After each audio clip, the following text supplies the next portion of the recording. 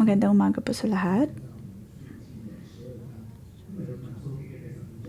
Magandang umaga sa lahat. Ngayong umaga ay babasahin natin ang ika-12 kabanata ng mga bilang at ang magbabahagi ng salita ay si Pastor Jason.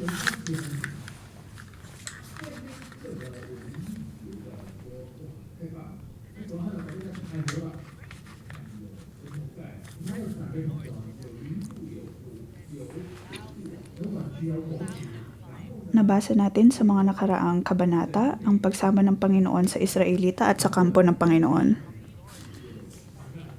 Naroon ang milagro ng Panginoon na patuloy na sumasama sa mga Israelita.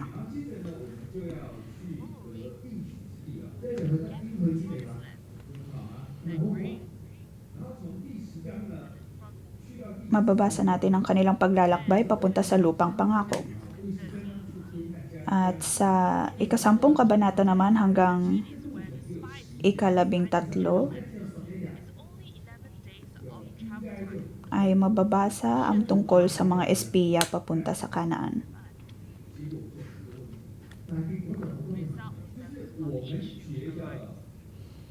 Kung tutuusin ay dapat na mabilis lamang ang kanilang paglalakbay, ngunit maraming issue, maraming problema ang patuloy na nangyayari sa kampo ng Israel.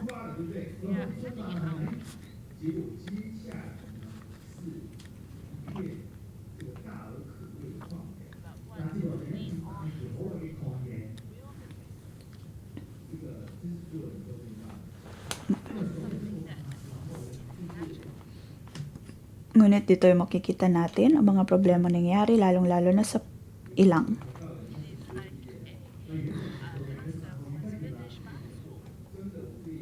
Ito ay maaaring ihalin tulad sa isang pastor na natapos ang kanyang Bible school, na matapos ang paglalakbay na ito ay maaaring maranasan ang pagkakaroon ng espiritual na ilang. Maaaring makaharap ang maraming persecution tulad ng nangyari sa mga Israelita sa Tabera.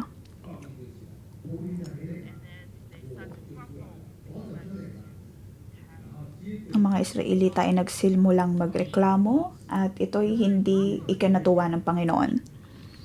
Sila ay nagrereklamo na wala silang makain na karne.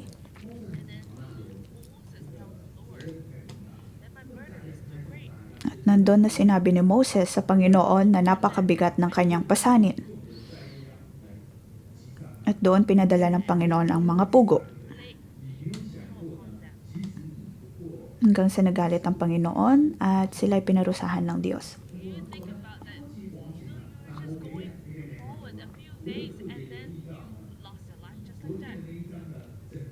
Nakikita natin doon na ilang araw na silang naglalakbay, ngunit may ilan sa kanila na namatay na lamang dahil sa ganoong paraan. Sa chapter 11 verse 4, sinabi doon na ang mga dayuhang sumama sa paglalakbay ng mga Israelita ay nanabik sa dati nilang pagkain at nagaya sa kanilang mga Israelita. Ang mga dayuhang ito ay lumisan din sa Egypt na ayaw din ng buhay na patuloy naghihirap sa Egypt.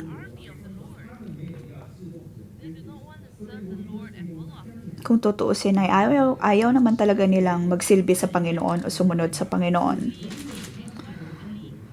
Ngunit ginamit nila ang oportunidad na yon upang makaalis sa Egypt.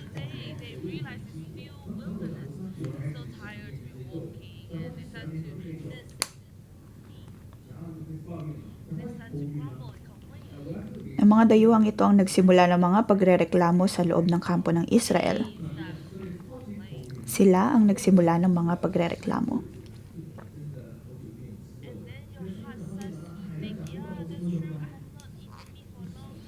Hanggang sa naimpluwensya nila ang mga Israelita na totoo nga na ilang araw na silang hindi kumakain ng karne.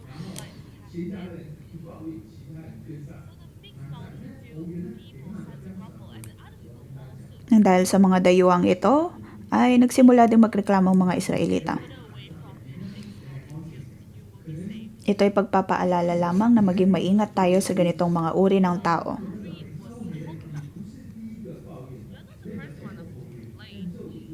Ang ating kasakiman ay maaaring maimpluwensya ng ibang tao. Ang ating pagrereklamo ay maaaring maimpluwensya ng ibang tao.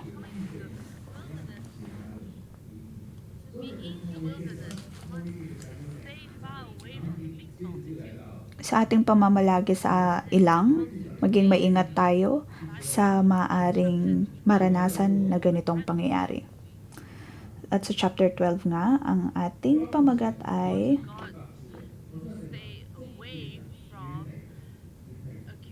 panghawakan ng Panginoon at lumayo sa mga taong nagbibigay akusasyon.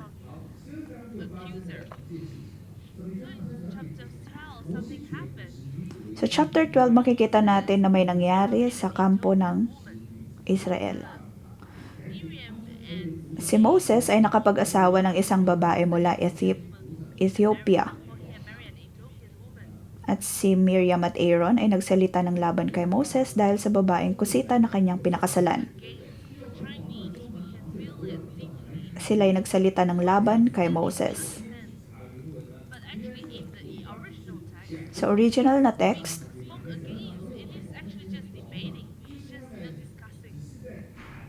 doon sinabi na sila'y nagdedebate at nagdidiskusyon tungkol kay Moses.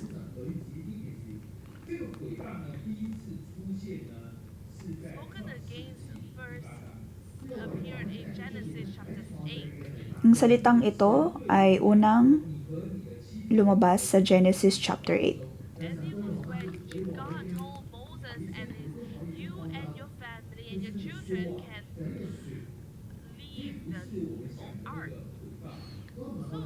Una itong lumabas ng sinabihan ng Panginoon si Noah na umalis sa arko. Parehong salita ang ginamit sa chapter 12 verse 1.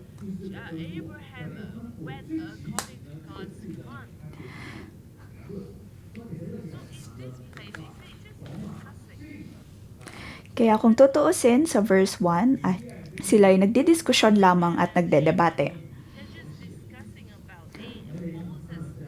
Si Miriam at Aaron ay nagdidiskusyon lamang tungkol sa pag-aasawa ni Moses.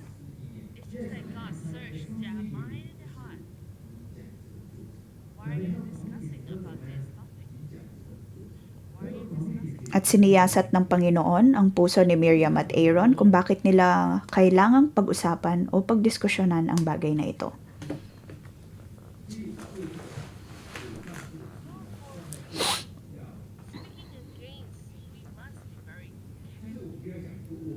Kung kaya naman sa pagsasalita ng laban sa isang tao, ay dapat na maging maingat tayo. Maaring nandun ang pagdadahilan natin na wala naman tayong masamang intensyon, ngunit nakikita ng Panginoon kung ano nga bang nasa ating mga puso.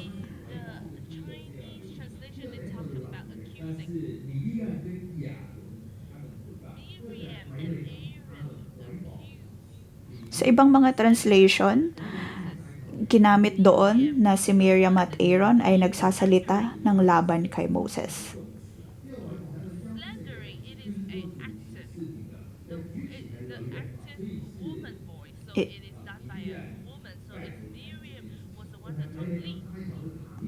Kung pag-aaralang mabuti, si Miriam ang nag-umpisa ng pagsasalita ng laban kay Moses.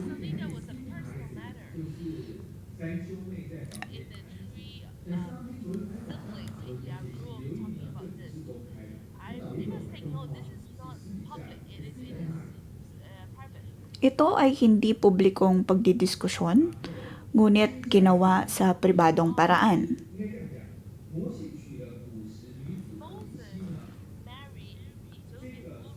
Totoong si Moses ay nag-asawa ng babaeng Kusita or babaeng mula sa Ethiopia. Nangyari ito noon-noon pa, bago pa man sila napunta sa ilang.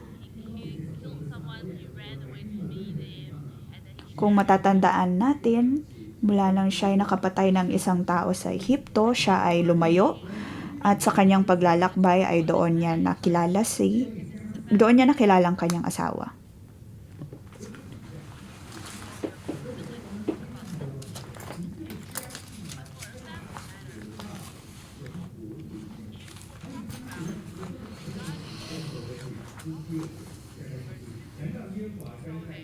Sa verse 2, ang sabi nila, sa mamagitan lang ba ni Moses nagsasalita si Yahweh? Hindi ba't sa pamamagitan din natin? Narinig ni Yahweh ang usapan nilang ito.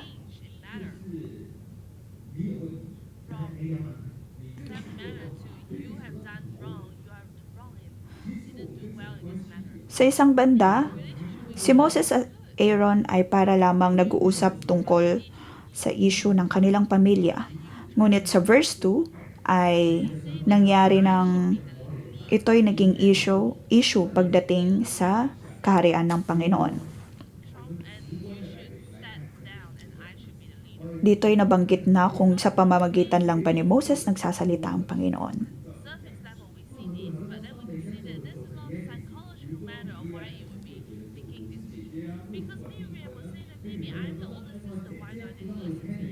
Maaring sa isang banda ay naroon ang pag-iisip ni Miriam na siya ay mas matanda kaysa kay Moses, ngunit bakit kailangan niyang makinig kay Moses?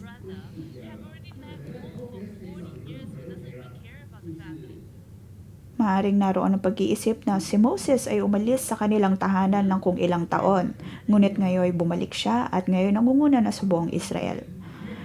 Naroon ang pag-iisip na bakit niya kailangang makinig kay Moses?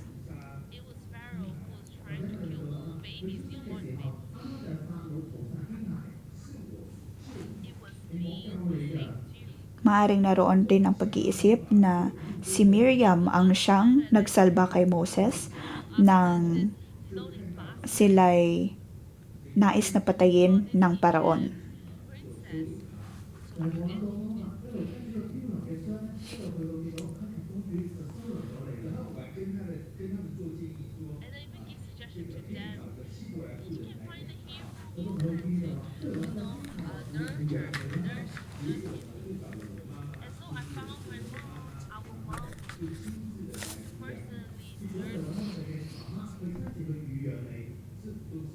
Kung tutusin, si Miriam ang tumindig para sa ikasasalba at ikaliligtas ng buhay ni Moses. Siya ang nagsalba kay Moses. Ngunit ngayon na ikaw ay umalis, ngunit ikaw pa rin ang pinili ng Panginoon, maaaring naging ganito ang pag-iisip ni Miriam.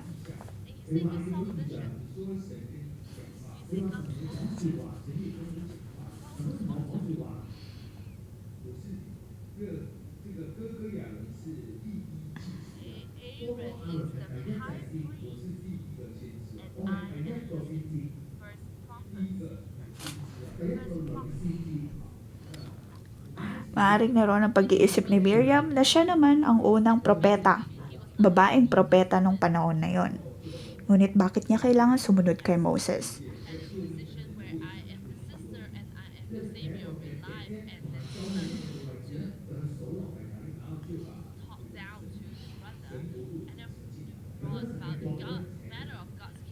Si Miriam ay ang pinaka nakakatandang kapatid ni Moses at ang propeta, ngunit bakit niya kailangang makinig kay Moses?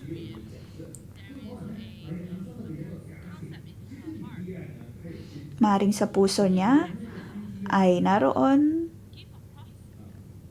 ang konsepto o ang pagkakaroon ng gift of prophecy o ng pagiging isang propeta.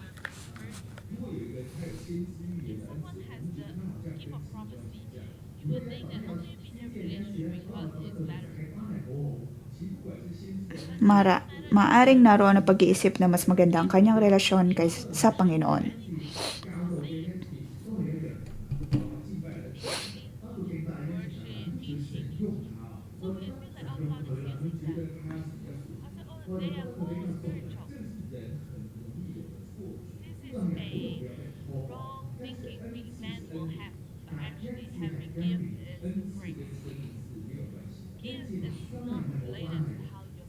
Kung ganito ang ating pag-iisip, dapat nating matandaan na ang regalong ibinibigay ng Panginoon sa atin ay dahil lamang sa kanyang biyaya.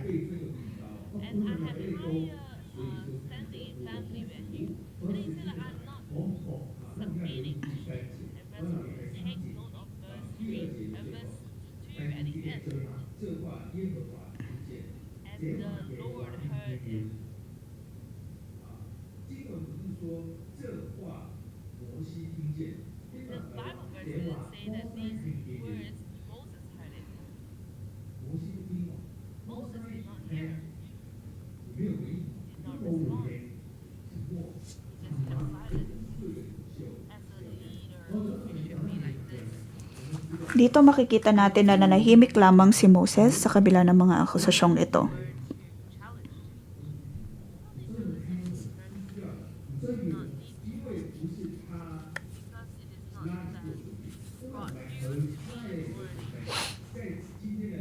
Naway maging katulad tayo ni Moses na nanatiling nagpakumbaba at nanahimik sa kabila ng mga akusasyong natanggap. Kung tutuusin, ang Panginoon ang siyang namili kay Moses. At hindi na dapat ito pinagdedebatehan o pinagdidiskusyonan.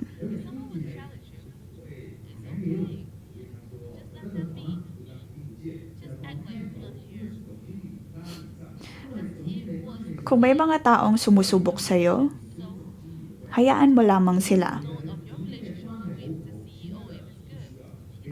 Magpatuloy lamang na panghawakan ng iyong posisyon at iyong pagkakatawag dahil Diyos mismo ang pumili sa iyo. Tulad ng nasa isang kumpanya, kung may mga taong naninira sa iyo at alam ito ng CEO, hindi mo dapat ito ikagambala dahil kilala ka naman ng CEO at ang CEO ang siyang pumili sa iyo. Ganon din pagdating sa relasyon natin sa ibang tao.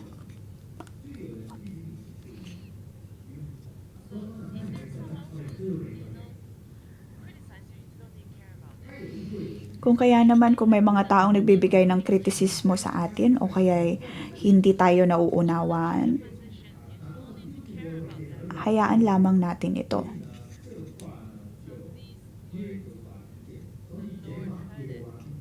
Diyos mismo ang siyang lalaban para sa atin.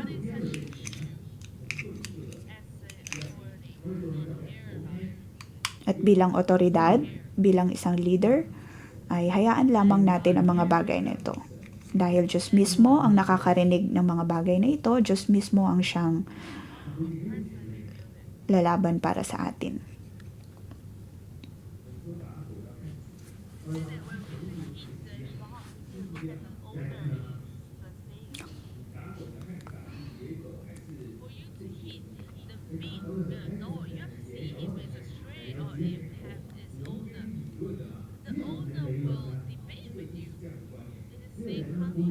Mayroong kasabihan na kung nais nating patulan ng isang aso, ay kailangan din natin kaharapin ang tagapag-alaga nito. Ganon din pagdating sa ating buhay.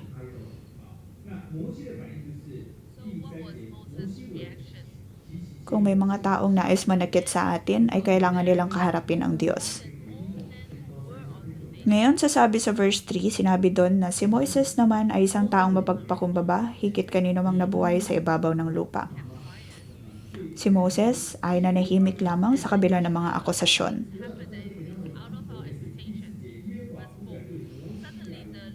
Sa verse 4, ang sabi doon, dahil dito tinawag ni Yahweh sina Moses, Aaron at Miriam. Sinabi niya, magpunta kayong tatlo sa toldang tipanan, at nagpunta nga sila.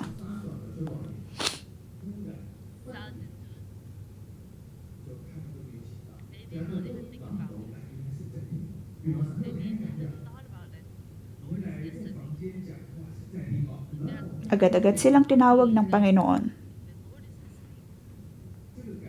At mapapansin na sa buong pag-uusap nila ay nakinig ang Panginoon.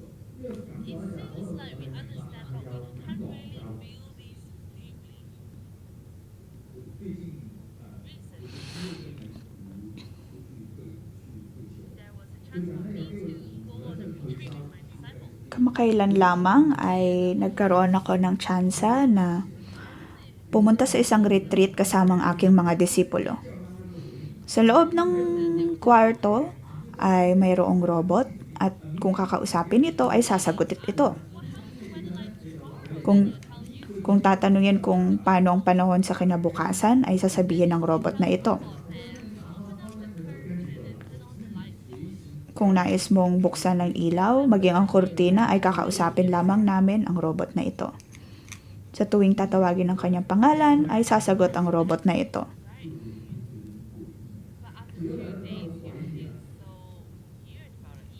Nung unay, maganda naman ang pakiramdam na mayroong robot na ganito.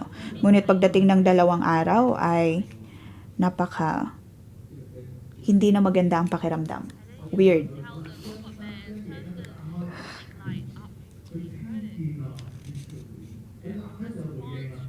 Dumating sa pagkakataon na gabing-gabi na at kinausap ko ang robot na ito upang buksan ng ilaw.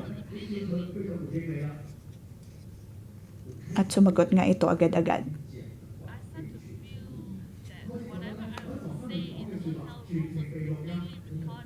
Dahil dito naroon ang pakiramdam ko na sa aking pamamalagi sa hotel na iyon, ang lahat ay naririnig at naitatala. Nakakagambala ang pakiramdam.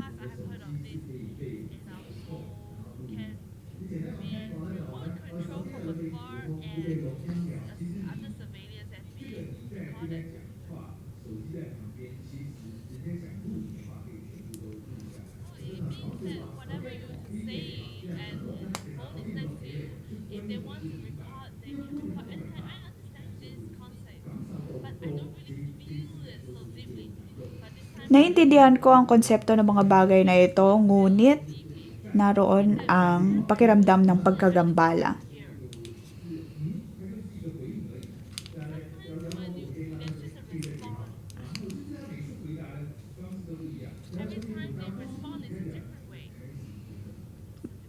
Minsan sa pagsagot ng mga robot na ito ay nakakatakot na. Ibig sabihin, lahat ng mga pag-uusap sa mga hotel rooms ay naitatala or naririnig ng iba.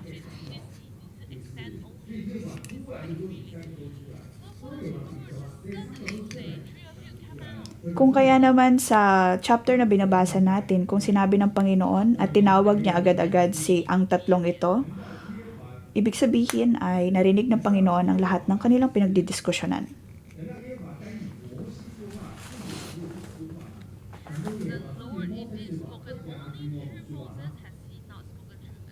Narinig ng Panginoon ang kanilang pagrereklamo kung sa pamamagitan lang ba ni Moses nagsasalita ang Panginoon.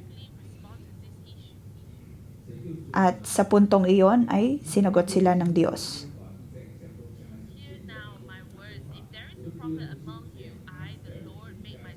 Sinabi niya, pakinggan ninyo ang sasabihin ko. Kung ang sino may nais kong piliing propeta, nagpapakita ko sa kanya sa pangitain at kinakuusap ko siya sa paningin.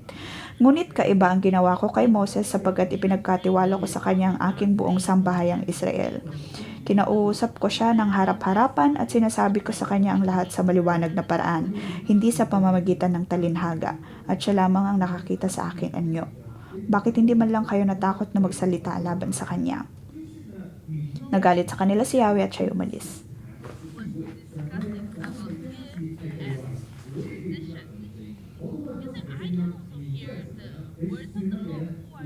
Sa mga naunang verses, nakita natin na si Miriam ay nagdidiskusyon tungkol sa kanyang pagkakatawag o sa kanyang posisyon bilang mas nakakatandang kapatid at bilang propeta. At narinig na ito ng Panginoon. Kanilang pinag-usapan ang tungkol sa status o kaya mga posisyon.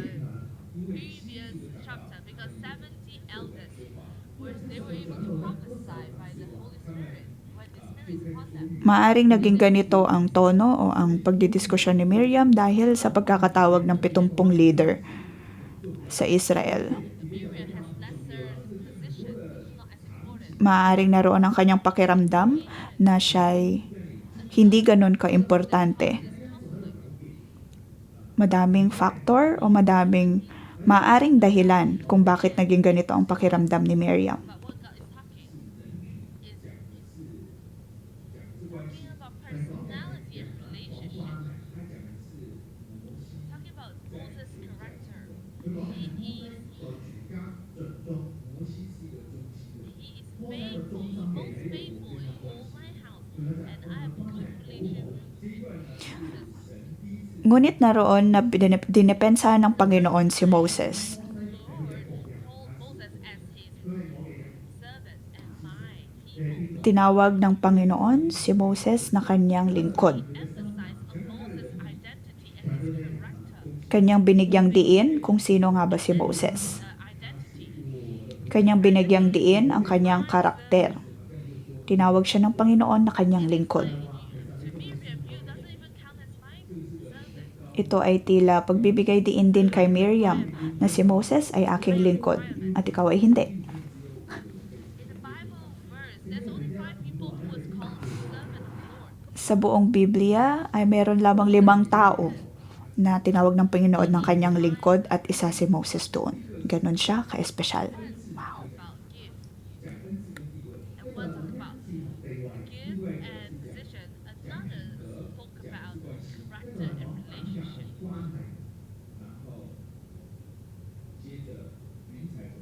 And then continuing forward, the cloud departed from above them, happening suddenly. Mula doon nang mawala ng ulap sa ibabaw ng toldang tipanan, si Miriam ay nagkaroon ng maputing sakit sa balat na parang ketong. Suddenly.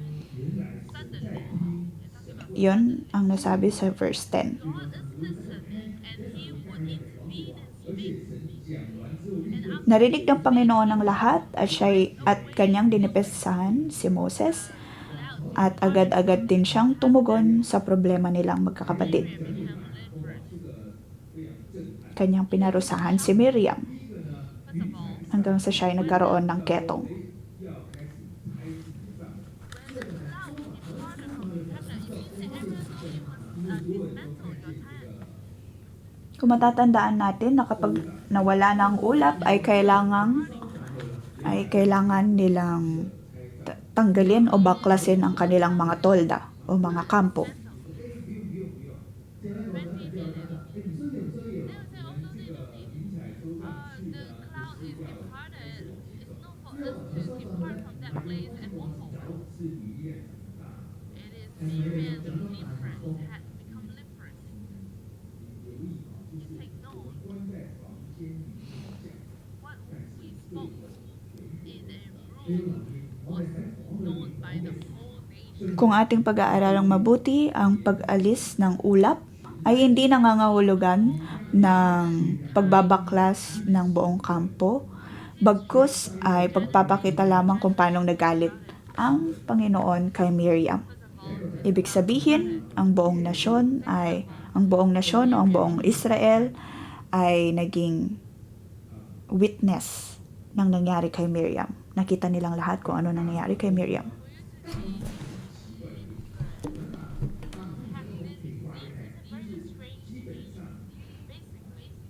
Pagkakaroon ng ketong ay hindi maganda.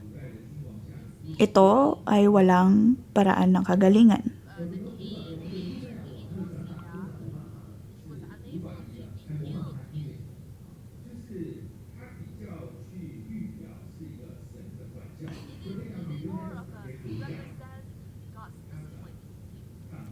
Ito ay nagpapakita ng pagdidisiplina ng Panginoon.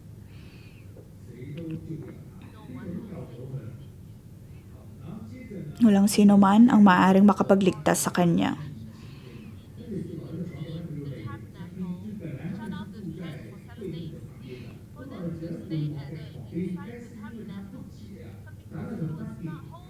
Dahil sa ketong na ito ay kailangan niyang lisanin ang kampo.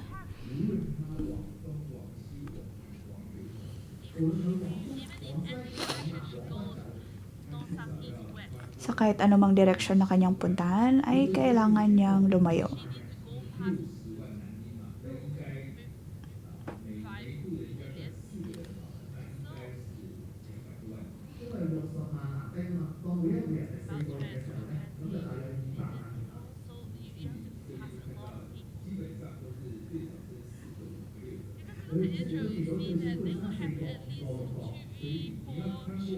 Ibig sabihin, si Miriam ay kailangan niyang dumaan sa harap ng 20 milyong katao para lamang makalabas sa kampo. Ang lahat ay nakatingin sa kanya. Ang lahat ay nakakita sa kanya.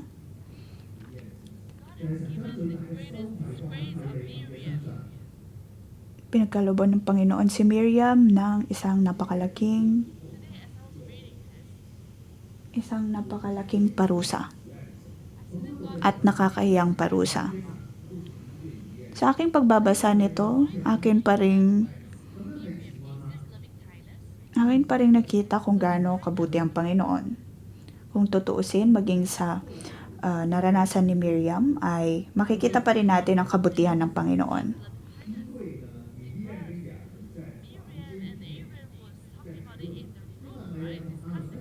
Si Miriam at Aaron ay nagdidiskusyon sa kanilang kwarto. At Diyos mismo ang tumawag sa kanila.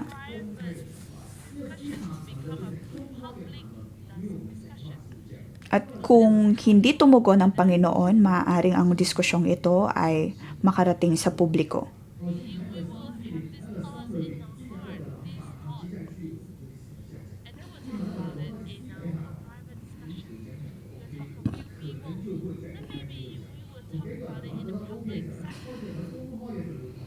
May mga pagkakataon na sa tuwing tayo ay mayroong mga negatibong emosyon o negatibong pakiramdam, ay naibubulalas natin ito sa ibang tao hanggang sa makarating ito sa publiko.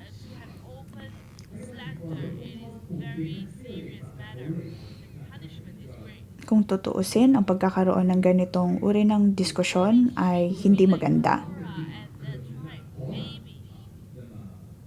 At kung mangyari mang nakarating ang pinagdidiskusyonan ni Miriam at Aaron sa publiko, maaaring ang kanilang kaparusahan ay katulad ng nangyari kay Korah.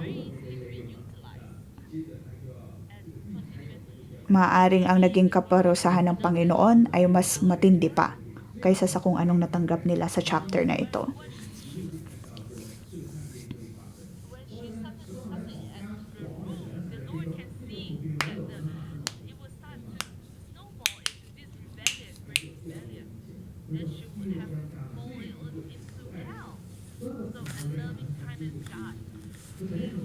Kung kaya naman akin pa rin masasabi na ang kabutihan ng Panginoon ay walang katulad maging sa chapter na ito.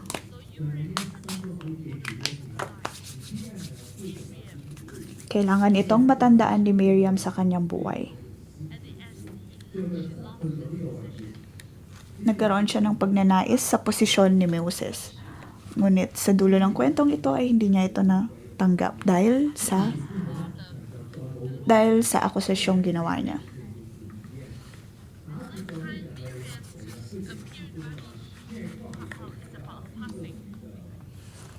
Matapos ang pangyayaring ito ay hindi na ginamit muli ng Panginoon si Moses. Ang pangalan ni Miriam ay nabanggit na lamang nang ikinuwento ang kanyang kamatayan.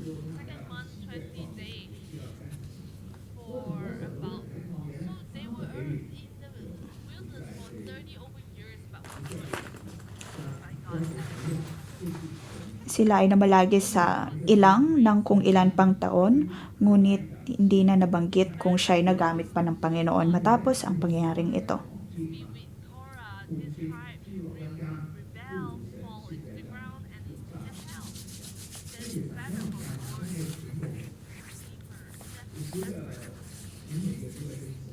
Ang pagbibigay ng Panginoon ng ketong kay Miriam ay simbolo pa rin ng kabutihan ng Panginoon dahil siya ay hindi naparusahan ng kasintindi ng naging parusa kay Korah.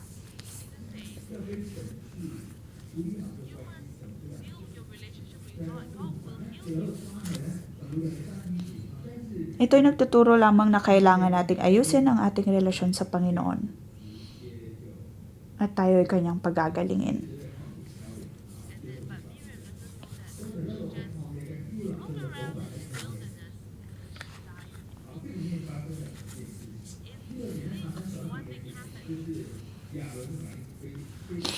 Aaron's reaction was really quick. He knew what was the issue. Sa chapter na ito, makikita natin na si Aaron ay nagkaroon ng agad-agad na reaksyon. Not lay this sin on us in which we have done foolishly, in which we have Sumagot si Aaron at sinabi niya kay Moses, "Kapatid ko, wag mo sana kaming parusahan dahil sa aming kamangmangan at kasamaan. is his Lord." And then Moses spoke after this. Huwag mong pabayaang matulad siya sa isang buhay na patay, parang ipinanganak na nakabulok ang kalahati ng katawan." Heal her, oh God, I pray.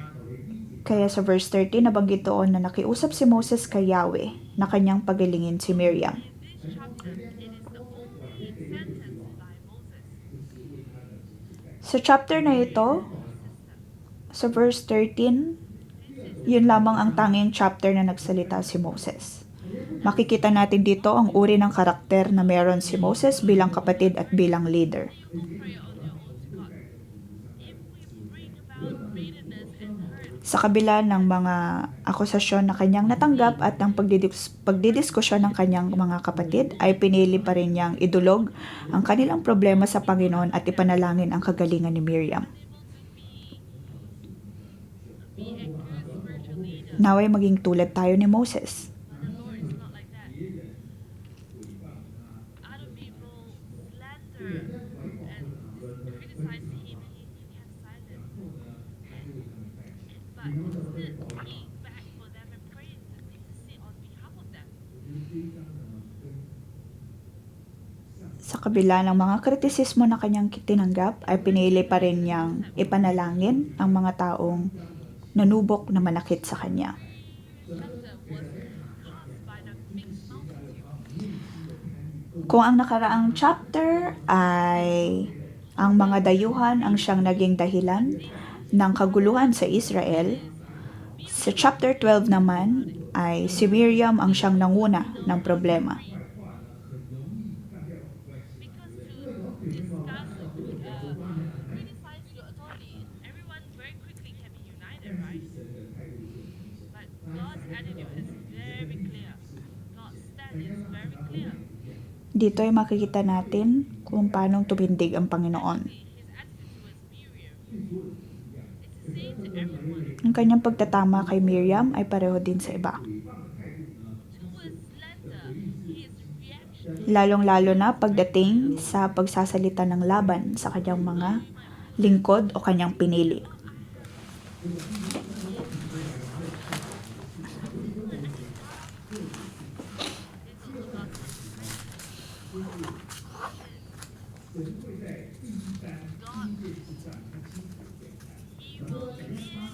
he will make his stand on the first time. Ang Panginoon ay paniguradong titindig at dedepensahan ang kanyang mga lingkod. At the end time, when judgment day comes, everyone will judge together. It is like this. Huhusga ng Panginoon ang lahat. Concept we can repent. Sa pag-aaral natin ng konseptang ito, ay maaari tayong humingi ng tawad sa Panginoon. Dito ay makikita natin na si Miriam ang unang halimbawa ng Panginoon pagdating sa pagsasalita ng laban sa kanyang mga pinili. Dito makikita natin na kailangan nating Stay away from this mixed pahalagahan ang ating relasyon sa Panginoon. Kailangan nating lumayo sa mga taong mahilig gumawa ng chismis o mahilig gumawa ng kwento na hindi naman totoo o hindi tama.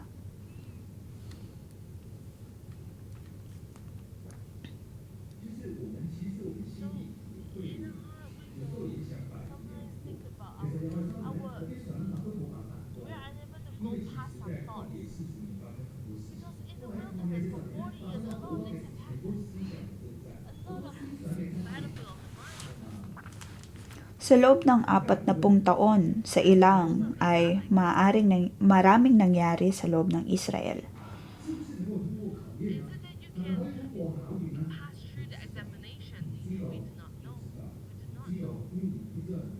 Ang buong Israel, lalong-lalo na si Moses, ay tila kumaharap ng isang napakalaking pagsubok. Naroon ang pag-iisip na dahil nandoon ang ulap ay ay maaring hindi sila kumarap ng mga problema. Ngunit kung tutuusin, ang problema ay nasa kanilang mga puso at personal na buhay. Kung kaya naman naroon ang pagpapaalala ng Panginoon na kailangan nilang lumayo sa mga taong gumagawa ng gulo. Ganon din pagdating sa ating buhay. Naroon ang pangunguna ng Panginoon, ngunit kailangan pa rin nating maging maingat na lumayo sa mga taong nagsisimula ng gulo. That evil of people will become greater and greater. In our spirit, then we must take note and be very cautious and stay away. Sa ating espiritual na buhay, kailangan nating maging maingat. Nothing to do with you. Maaring ang problema ay wala sa atin, ngunit kailangan nating maging maingat sa mga taong nakapaligid sa atin. Maging maingat na lumayo sa mga taong nagsisimula ng pagrereklamo at akusasyon. Naway tulungan tayo ng Panginoon. Kung hindi natin malalampasan ang problemang ito o ang pagsubok na ito, You follow the cloud for more than 2 weeks, you will have already died. Because it's just a day, 10 days, maaring sa pagsunod natin ay not even 1 month mahihirapan pa rin tayo. left out. And then regret for the rest of your life. May the Lord help us. Naway hindi natin pagsisihan Be very ang ating paraan ng paglalakbay sa Panginoon, kasamang Panginoon. everything else is not important. Kung kaya naman aking patuloy na sinasabi na patuloy nating panghawakan ang ating relasyon sa Panginoon. Tayo dumulog sa Panginoon at tayo ay manalangin. Ating pasalamatan ang ating Panginoon. He knows all of us. Kilala niya tayong lahat. He knows us by our name. Kilala niya at alam niya ang ating mga pangalan. He knows that we adore Him with a revered heart. Nakikita ng Diyos ang ating mga puso. Naway dumulog tayo ng tapat sa harap ng Panginoon. Give ourselves up to God completely and believe Ating ipagkaloob ang ating mga buhay sa Panginoon at patuloy na paniwalaan na tayo'y Kanyang sinasamahan.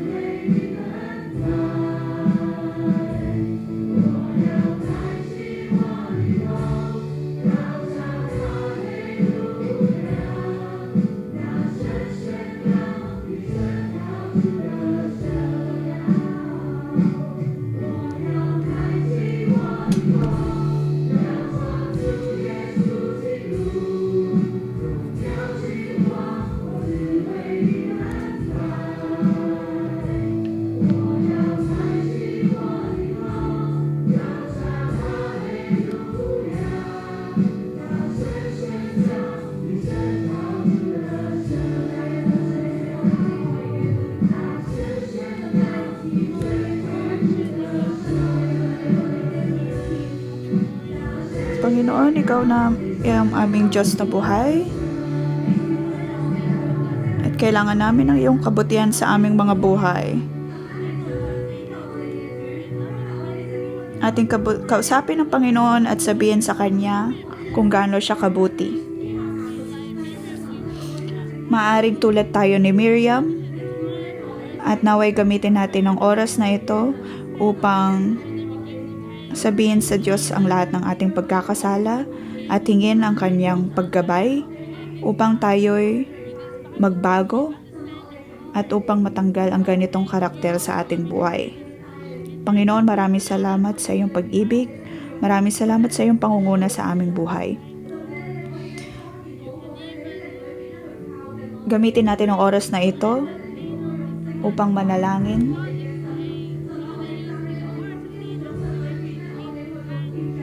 Ating pasalamatan ang Panginoon.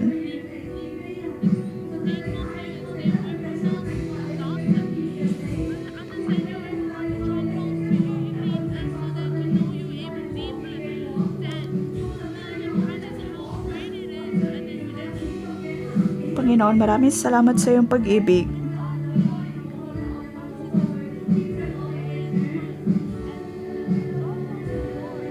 Tayo'y dumulog sa Panginoon.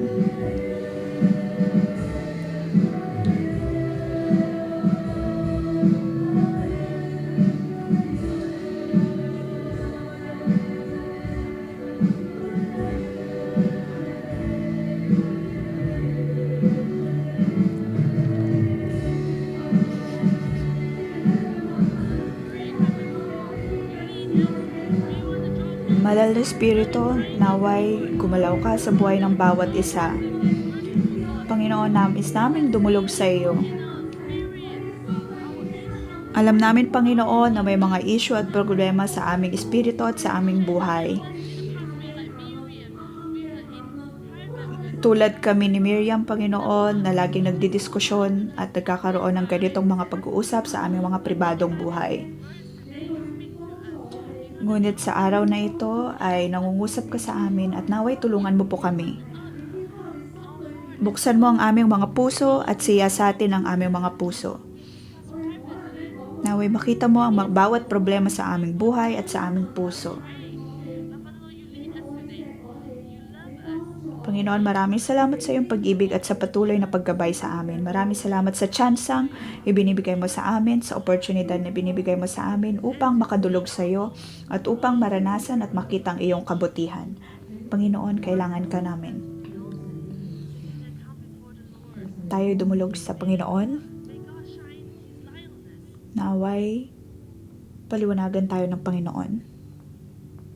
Tanggapin natin ang liwanag na nagmumula sa Panginoon. Sa ating mga kapatid na maaring nagkaroon ng mga kritisismo laban sa kanilang mga pamilya o kaya mga cell members o kaya cell leader,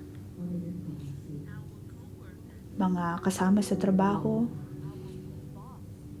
mga otoridad sa trabaho, mga otoridad maging sa loob ng iglesia.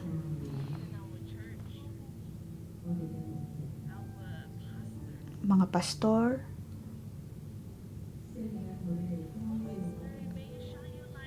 Banal na Espiritu, naway paliwanagan mo kami.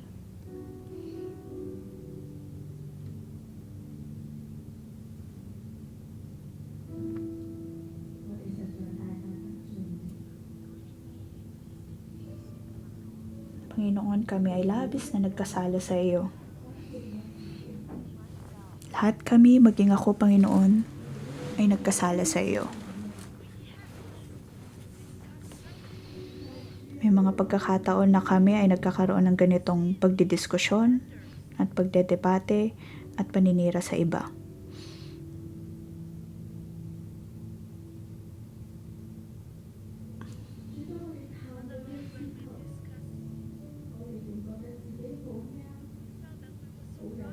Panginoon, sa aming pagdidiskusyon, naroon ang aming pagdadahilan na kami ay tama.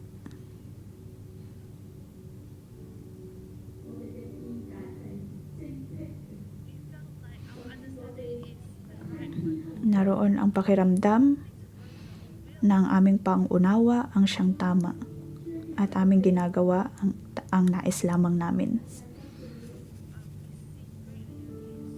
Ngunit kami ay labis na nagkasala sa iyo.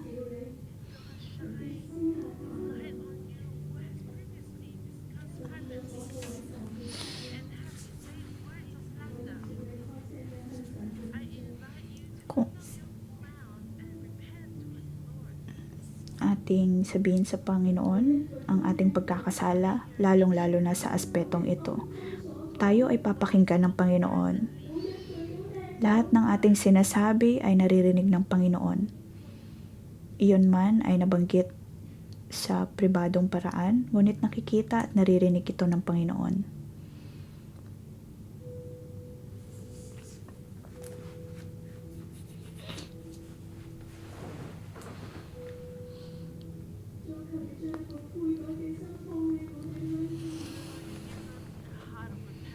Panginoon, naway bigyan mo kami ng pusong mapagpakumbaba upang aming malaman na kung ano man ang mga sinasabi namin maging sa pribadong paraan, ay iyon pa rin nakikita at naririnig.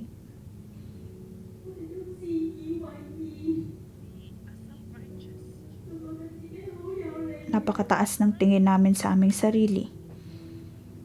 Pakiramdaman namin na kami ay tama. Ngunit ang problema ay nasa aming mga karakter. Ang aming mga bibig ay nagkasala. May mga pagkakataon, Panginoon, na kami na i-impluwensyahan maging ng ibang tao. Ngunit hindi namin napapansin na kami mismo ang may problema. Panginoon, kami ay nagkasala sa iyo. Kami ay nagsasabi ng mga bagay na hindi naman dapat namin sabihin. Labis kaming nagbibigay ng kritisismo sa iba.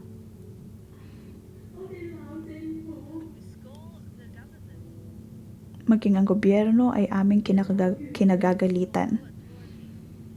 Kinagagalitan maging ang aming mga otoridad. Nagbibigay ng kritisismo maging sa aming mga cell member, cell leader, mga kapamilya, mga katrabaho. Panginoon,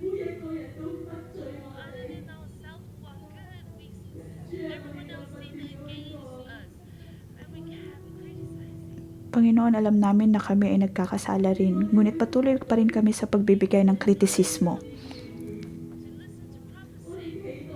May mga pagkakataon na kami tumatanggap ng mga panalangin at propesiya.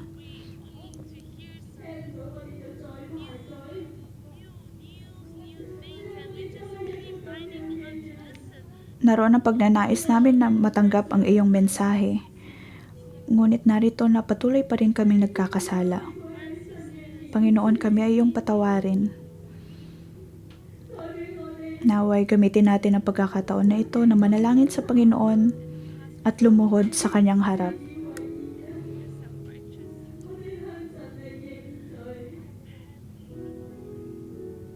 Hingin natin ng tawad sa Panginoon ang ating bawat pagkakasala.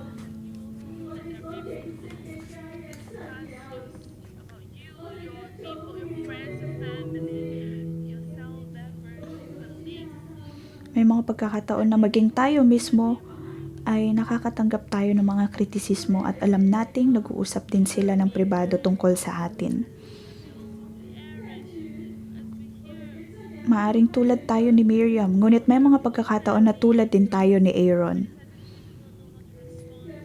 Tulad tayo ni Aaron at ni Moses, na sa tuwing tayo nakakarinig ng kritisismo ay hindi natin alam kung paano ito harapin. Naway patawarin tayo ng Panginoon sa ating mga pagkakasala at pagkukulang at maging sa pagmamalabis natin pagdating sa aspetong ito.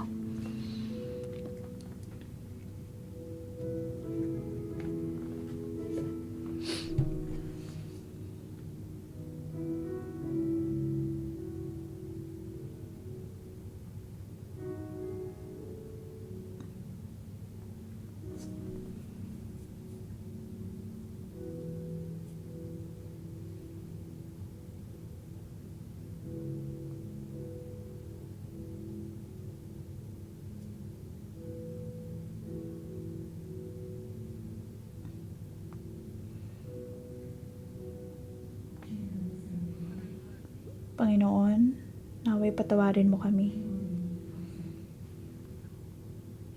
Kami ay tumatawag sa iyo.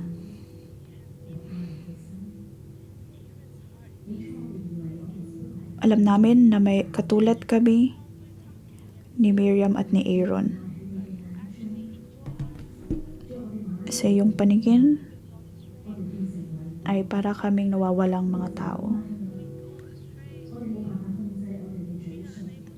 Kami ay lumalayo sa iyong kalooban dahil sa hindi namin pagkontrol ng aming mga bibig. Panginoon, kami iyong patawarin sa aming paninira at pagsasalita ng laban sa aming mga otoridad at maging sa mga taong nakapaligid sa amin.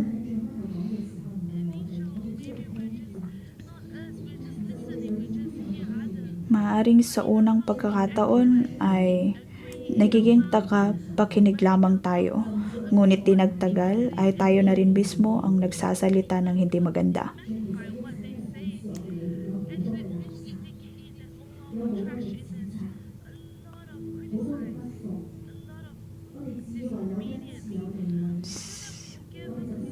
Sa puso natin ay maraming pagbibigay ng kritisismo at hindi pagsunod. Panginoon, kami ay iyong patawarin. Kami ay dumudulog sa iyo. Tulad kami ni Aaron. Aming isinusuko ang aming buhay sa iyo, Panginoon. Ngunit tulad ni Aaron, Panginoon, kami ay dumudulog sa iyo at hinihiling sa iyo na kami iyong patawarin. Naway tanggalin mo ang mga pagkakasalang ito sa aming buhay. Lalong-lalo na sa panahong ito, na sa aming pagdiwang ng pagkabuhay muli ni Jesus. Tulungan mo kami, Panginoon, na isuko ang bawat pagkakasalang ito. Panginoon, iyong tanggalin ang mga pagkakasalang ito. Nais naming matanggap ang iyong kabutihan at biyaya sa aming buhay. Tulungan mo kami, Panginoon, na bumalik sa iyo. Ating hingin sa Panginoon na tayo'y bigyan ng kanyang liwanag. Maaaring may mga kapatid tayo na tulad tayo ni Moses at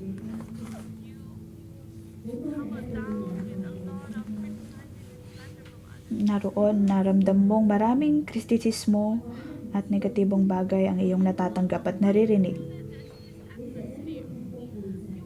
May mga pagkakataon na hindi mo alam kung sino mga taong ito o anong mga kritismong ito. At ramdam mo na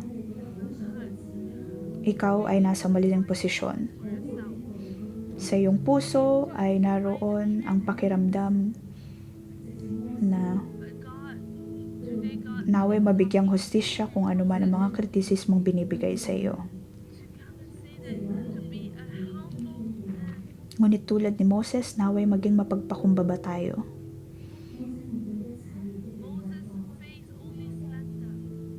Kinaharap ni Moses ang lahat ng mga kritisismong ito, ngunit nanatili siyang tahimik at naging mas malakas lamang ang kanyang pananampalataya sa Panginoon.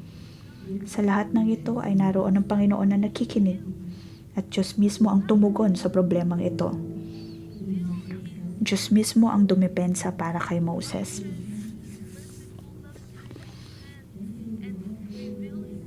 Ang kanyang kabutihan ay nasa buhay ni Moses. Kung tayo man ay tulad ni Moses, tayo ay manalangin sa Panginoon. Ipanalangin mo ang sitwasyong ito sa iyong buhay. At hayaang Diyos mismo ang siyang dedepensa at laban para sa iyo.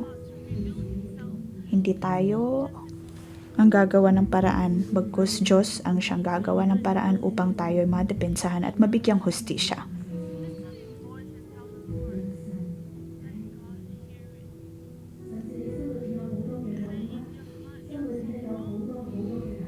Maaring sa iyong puso ay naroon ang kalungkutan.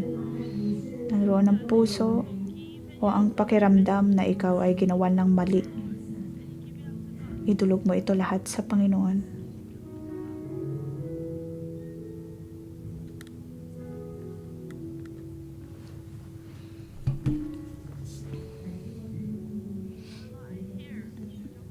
Panginoon, naririnig namin ang iyong pag-iyak. Naririnig namin, Panginoon, ang iyong pag-iyak, ang iyong pagtawag.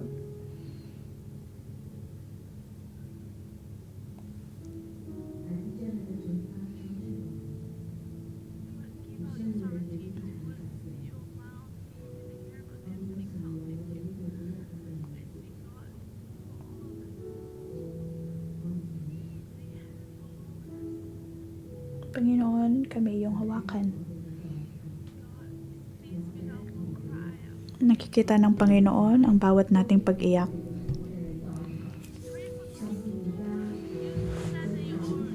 Ating ipanalangin ang mga taong nagsasalita ng laban, lalo na sa ating iglesia. Tayo'y manalangin.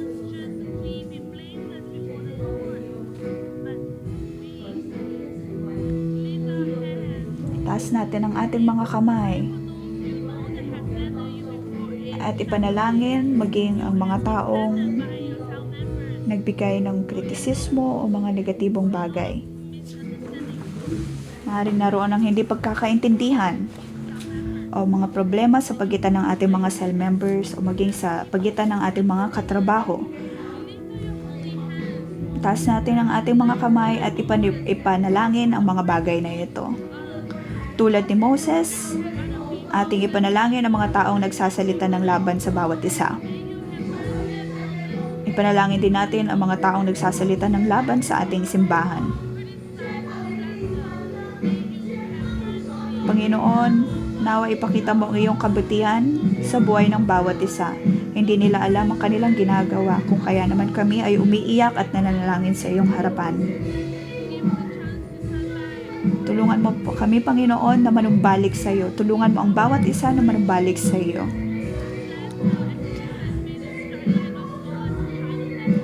Panginoon, kailangan namin ng iyong liwanag at aming ipinanalangin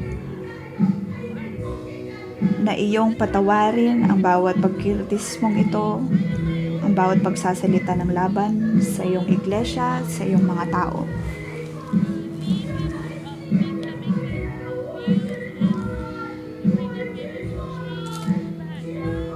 Panginoon, tulungan mong bawat isa na magbago at manumbalik sa iyo. Na kailangan namin ng iyong biyaya, kailangan namin ng iyong kabutihan. Panginoon, ikaw ang siyang kailangan namin sa aming mga buhay.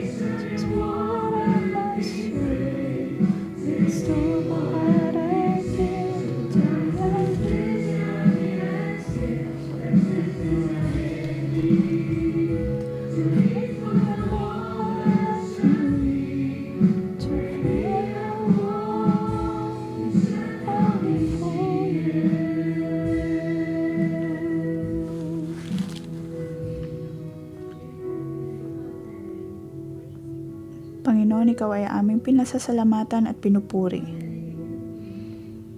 Maraming salamat sa iyong pag-ibig at biyaya.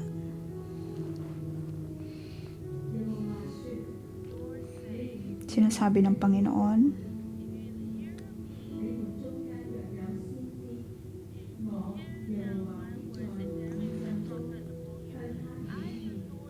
Pakinggan niyo ang sasabihin ko, kung ang sino may nais kong piliing propeta, nagpapakita ko sa kanya sa pangitaan at kinakausap ko siya sa panaginip. Ngunit kaiba ang ginawa ko kay Moses.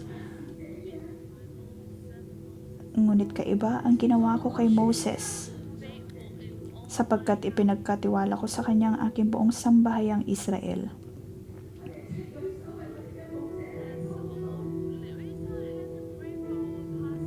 Itaas natin ang ating mga kamay at ating ipanalangin ng ating mga pastor.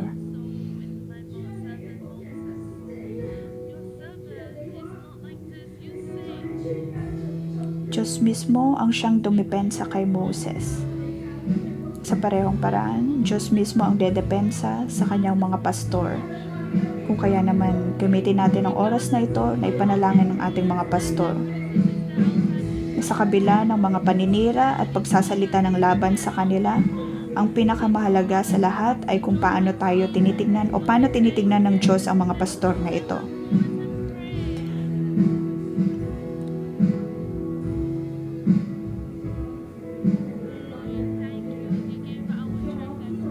Panginoon, maraming salamat sa pagbibigay sa amin ng mga pastor na ito. Alam namin, Panginoon, na sila ay tapat sa iyo at sila'y mananatiling tapat sa paglilingkod sa iyo. Panginoon, maraming salamat sa pagkakalob sa amin ng ganitong mga lingkod. Aming ipinanalangin ang mga tao, ang mga paninira na kanilang natatanggap, Panginoon. Patuloy mo silang samahan. Patuloy mo silang bigyan ng iyong pag-ibig at ng iyong katalinuhan upang kanilang maharap ito ng may pagpapakumbaba. Panginoon, naway ipakita mo ang iyong kabutihan sa kanilang buhay at patuloy na balutin sila ng iyong pag-ibig, ng iyong kabutihan. Tulungan mo, Panginoon, ang mga taong ito na manumbalik sa iyo.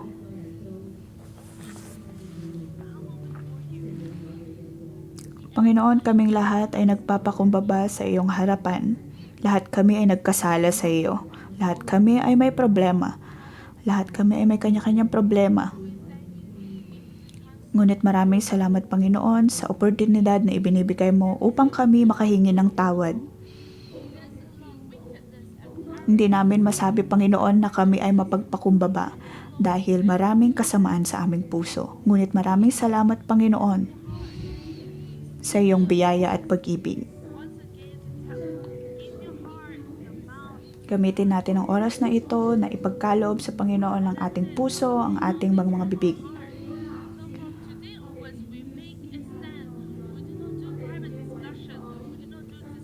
Ating ipanalangin na hindi na tayo magdidiskusyon pa o kaya magbibigay ng negatibong kritisismo sa ibang tao. Sa pagkakataong tayo naman ang nakakatanggap ng ganitong mga negatibong kritisismo, naway tulungan tayo ng Panginoon na manatiling mapagpakumbaba.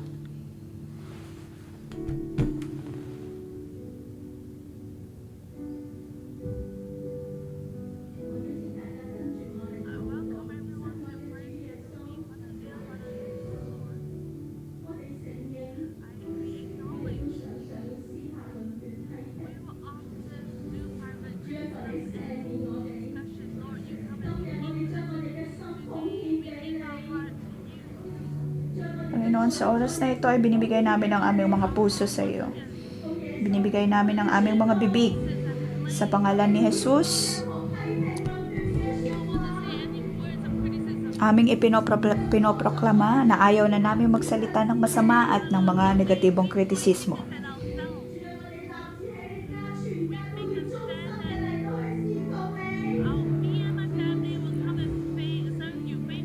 Panginoon, kami ng aming mga pamilya ay tumitindig at patuloy na maglilingkod sa iyo.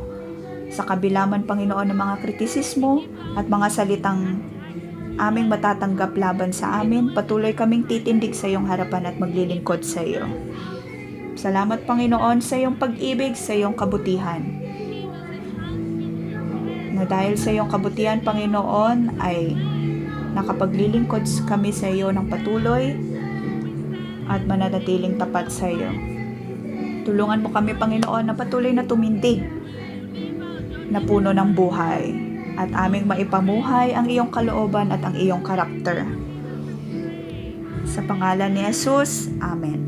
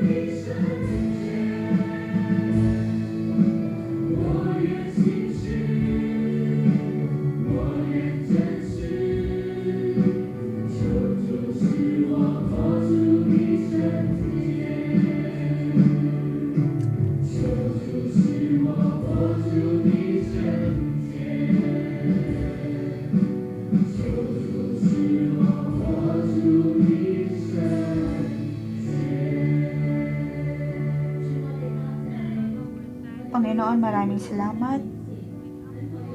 Kami ay dumudulog sa iyo. Naway tulungan mo kami, Panginoon, upang aming maipamuhay ang iyong kabanalan.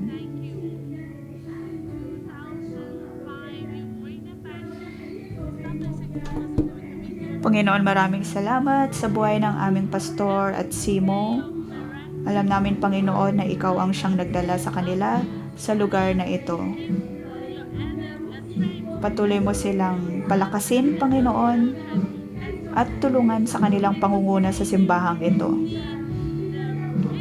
Naway patuloy nilang matanggap ang pangitain mula sa iyo. At aming ipinanalangin na ang mga kritisismong kanilang natatanggap ay iyong nakikita at patuloy mo silang dedepensahan. Ikaw mismo, Panginoon, ang magbibigay ng hustisya pagdating sa mga bagay na ito. Aming ipinanalangin na patuloy mo silang palakasin at patatagin.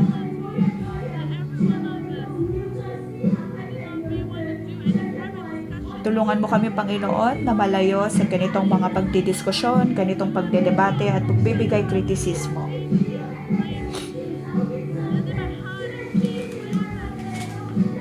Aming ipinanalangin, Panginoon, na kami iyong ilayo sa ganitong mga kasakiman. Ikaw, Panginoon, ang siyang nagbibigay hustisya sa bawat isa. Itaas natin ating kamay at ating tanggapin ang biyaya mula sa Panginoon.